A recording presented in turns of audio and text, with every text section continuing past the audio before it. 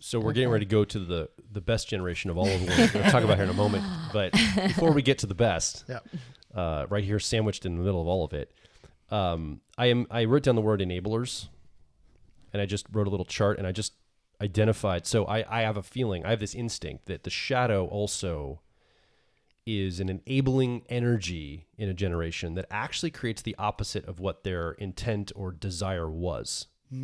So somehow this boomer generation in their shadow is creating, they're enabling through their energy. The shadow is, or something's creating the actual disregard of the wisdom they have to speak to us. They have wisdom to give us, and yet we're discounting it or disregarding it for some reason. Right, like the okay boomer thing. It's like, what a... Yeah, I mean, of all the what things... an undermining... It's the most dismissive thing you could say, and yet they're the most tapped into speaking and articulating the prophecies. They have prophecies, quote unquote, not like biblical prophecies, but you know what I mean? Like these ideas putting forth, and yet they're also very disregarded at the same time.